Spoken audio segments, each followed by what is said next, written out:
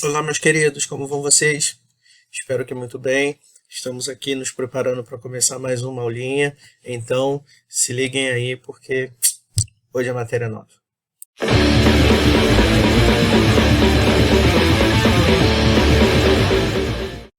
Fofinhos e fofões, hoje a gente começa a falar sobre Estados Unidos. A gente falou, já comentou sobre alguns países aqui do continente americano, e aí a gente vai falar hoje, a partir de hoje, na verdade, a partir da apostila 2, a gente começa a falar sobre a América Anglo-Saxônica. Então essa apostila vai falar basicamente de Estados Unidos e Canadá, começando pelos Estados Unidos. Então a gente começa analisando esse território, que é o quarto maior país do mundo. Por quê? Além das terras contínuas dos Estados Unidos, o que eu chamo de terras contínuas? As terras que se apresentam aqui no território dos Estados Unidos. Além dessas terras contínuas, os Estados Unidos têm alguns outros territórios, como é o caso do Alasca, que aparece aqui. Então, quando a gente considera somente terras contínuas, o Brasil é maior do que os Estados Unidos, por exemplo. Mas quando a gente considera todos os territórios dos Estados Unidos, os Estados Unidos aparece aí como o quarto maior país do mundo, atrás de Rússia, Canadá e China. Tá? Suas fronteiras se limitam basicamente com o Canadá aqui no norte e com o México aqui no sul, tendo, como eu já mostrei para vocês, o estado do Alasca aparecendo em separado. Além disso, tem alguns outros territórios, como é o caso do território do Havaí, que bem antigamente pertencia ao Japão, e aí fica localizado aqui nessa porção do Oceano Pacífico, destino aí de surfistas, e algumas erupções vulcânicas bem interessantes que a gente vai estar analisando em outros momentos da vida. Tá? Além disso, os Estados Unidos também tem outros territórios que o pertencem, espalhados pelo Caribe e em outras áreas também do Oceano Pacífico. Tá? Então, além das terras contínuas, o território dos Estados Unidos ele é bastante extenso em outras partes do mundo. Ok? Esse território dos Estados Unidos, do jeito que a gente conhece hoje, ele nem sempre foi assim. Ele nem sempre teve esse formato do mapa dos Estados Unidos, do jeito que a gente conhece. Na verdade, ele começou bem menorzinho, com as 13 colônias do Império Britânico, que vocês já estudaram com certeza aí nas aulas de história. E aí, essas 13 colônias, elas tinham tipos diferentes de propostas.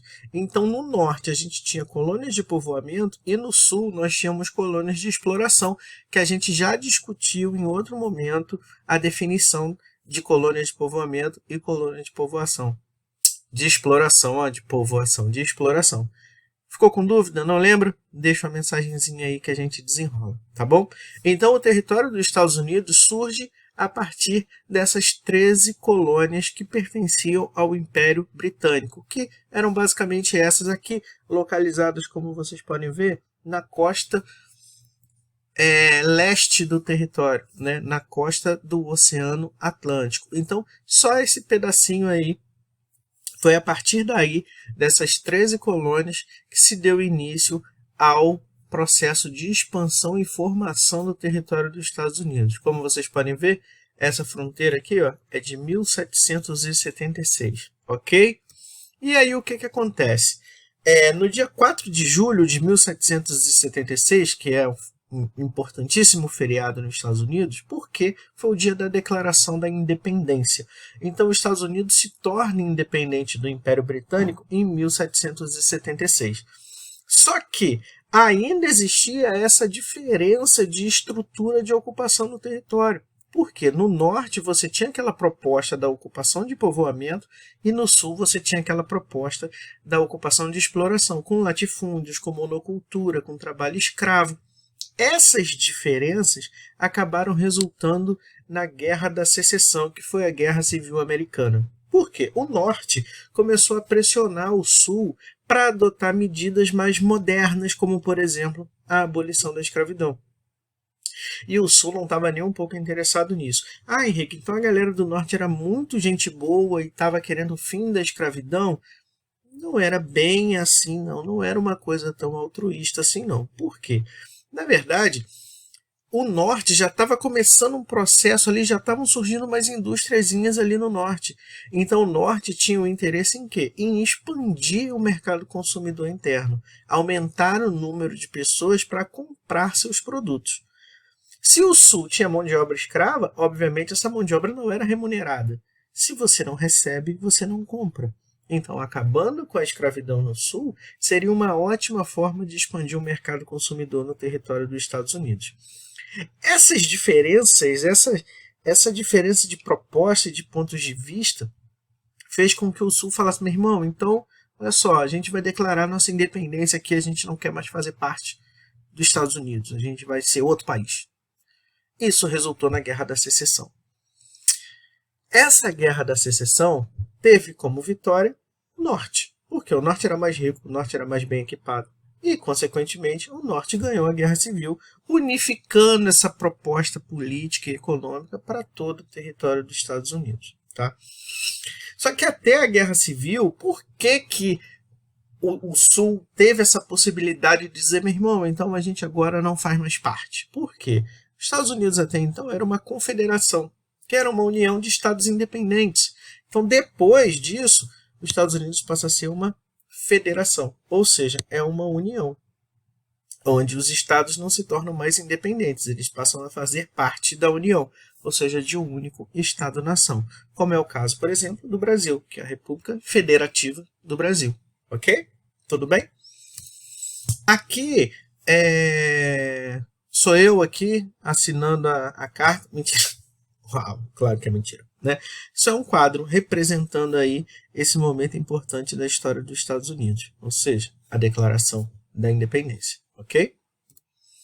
E aí, depois do fim da Guerra da Secessão, depois da independência, depois do fim da Guerra da Secessão, os Estados Unidos começam a se expandir para o oeste. Esse movimento de expansão ficou conhecido como Destino Manifesto. Por quê? Era como se fosse quase uma missão divina do povo americano de expandir seu território em direção ao oeste. Essa imagem aqui, que até caiu no vestibular da UERJ recentemente, mostra essa ideia de um anjo guiando a população dos Estados Unidos em direção ao oeste. Né? E isso aconteceu às custas da vida de milhares, talvez até milhões de indígenas que ocupavam esse território. Né? Não podemos esquecer disso. Além do Destino Manifesto, desse processo de expansão do território, surge também, tem-se início, na verdade, né, a política imperialista dos Estados Unidos. Porque quando os Estados Unidos atingem a costa do Pacífico, os Estados Unidos começam a olhar agora para o resto do continente americano. E aí surge a doutrina Monroe com esse lema, América para os americanos. Na verdade, ele deveria ser até atualizado, deveria ser América para os americanos do Norte. Né? O que dizia a América para os americanos? O que dizia essa doutrina? Que qualquer potência europeia que tentasse recolonizar territórios do continente americano, isso seria considerado uma afronta direta aos Estados Unidos, que responderia em forma de guerra. Né? Responderia violentamente a essa agressão. Nossa, que bonito, que altruísta. Mais uma vez, não. Como os Estados Unidos tinham um objetivo, tinha, né, essa ideia imperialista para o continente americano, a ideia era o quê? Uma vez que não existam potências europeias ocupando esse território, se torna muito mais fácil para os Estados Unidos levar adiante o seu plano de expansão imperialista. Beleza? Nesse contexto da América para os americanos, ocorreu a Guerra Hispano-Americana, que foi contra a Espanha. Por quê? Cuba era uma colônia espanhola. Né? Os Estados Unidos, depois de ter um navio afundado e acusado a Espanha de ter sabotado esse navio, exigiu a independência de Cuba e não foi aceito. A independência cubana aconteceu por meio de guerra, né? Com os Estados Unidos apoiando diretamente essa independência. E a Primeira Guerra Mundial, que serviu também para apresentar os Estados Unidos ao mundo como uma grande potência militar. Né? Esse mapa ele é muito interessante porque ele mostra para a gente como se deu a expansão do território dos Estados Unidos. Então a gente vê aqui nessa porção roxinha clara o território das 13 colônias. Esse território aqui da Flórida, no extremo sul do território, ele foi comprado da Espanha. Toda essa extensão territorial aqui, pegando Texas e Califórnia, pertencia ao México. Esses territórios foram tomados do México. Tá? Esse território aqui foi comprado da França, Oregon foi obtido do Reino Unido e esse território aqui também. E aqui, conquistado depois da Guerra da Independência em 1783. Beleza? Então, assim se deu a expansão do território dos Estados Unidos. O Alasca, que foi comprado da Rússia, né? E o Havaí, que foi anexado do Japão. E assim se deu a expansão do território dos Estados Unidos ao longo do tempo. Beleza?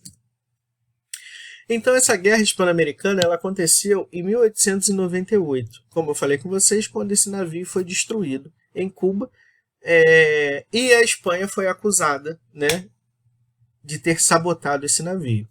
E aí a recusa dos espanhóis em conceder a independência a Cuba gerou essa guerra. Aqui é a imagem do navio, uma foto que eu tirei na época, eu estava ali fazendo canoagem nesse período, né, e consegui tirar essa bela fotografia. Na época eu tinha um iPhone 1, né, então bela foto aí desse período marcante e importante da história da humanidade. E esse mapa mostra a atual divisão política administrativa dos Estados Unidos com seus 50 estados, né? Assim ficou definida, né, as fronteiras estaduais do território estadunidense. Por questões históricas, até hoje, essa aqui é a porção mais populosa do território dos Estados Unidos, né? Afinal de contas, foi por ali que começou a ocupação do território. Em relação à produção energética, os Estados Unidos é uma grande potência, né? Então, por exemplo, pegando essa tabela aqui de 2011, a gente consegue ter uma ideia, né, dessa importância energética dos Estados Unidos. Por exemplo, segundo na produção mundial de carvão, terceiro na produção de gás, terceiro na eletricidade e quarto na produção de petróleo. Então, não só economicamente, mas também energeticamente, os Estados Unidos se apresenta aí como uma grande potência mundial, né? Esse mapa mostra a distribuição das indústrias. E percebam que as principais regiões industriais também estão nessa região de ocupação tradicional do território, porque foi exatamente nessa região aqui que começou o processo de industrialização dos Estados Unidos, ainda lá na época que o território só ocupava aquela porção das 13 colônias, né? Aqui nessa porção já estão as indústrias de alta tecnologia, ó, o Vale do Silício aqui, né, de onde saem aí as principais inovações tecnológicas da Apple, da Microsoft, enfim, né? Passando para a geografia física desse território, a gente tem uma composição do relevo parecida com a daqui da América do Sul que a gente já viu. Por quê? No leste existem os planaltos desgastados com altitudes mais reduzidas, enquanto no oeste a gente tem os dobramentos modernos, ou seja, formações de montanhas. Aqui no sul a gente tem a Cordilheira dos Andes, né?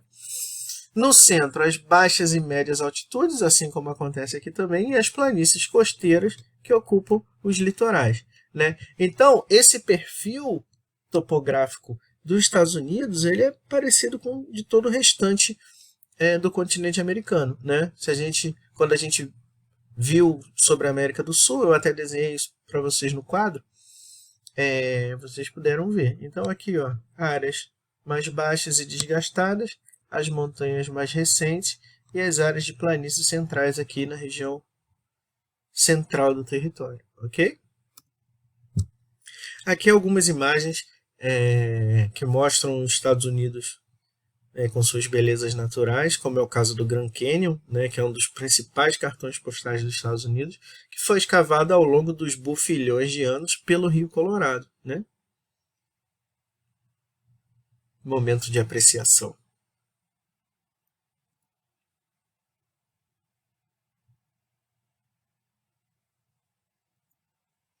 E por fim, a gente fala da hidrografia, né? Tem aqui os principais rios, que é o Mississippi e o Missouri, que tem o terceiro maior sistema fluvial do mundo, né? Possuem poucas quedas d'água, porque tem um potencial, apesar disso, na verdade, né? Em outras áreas, aqui no oeste, a gente tem um potencial hidrelétrico bastante significativo, com cascata, com corredeiras e tudo mais, ok? Os principais rios dos Estados Unidos. Gente, Era basicamente isso que a gente precisava ver. Aqui a distribuição climática, né, que vai seguindo aí os padrões do continente americano de maneira geral, e a influência forte das correntes marítimas. A gente vai falar sobre isso em outro momento. E é isso, galera. Um prazer estar com vocês. Grande beijo, saudades e qualquer coisa, me procure.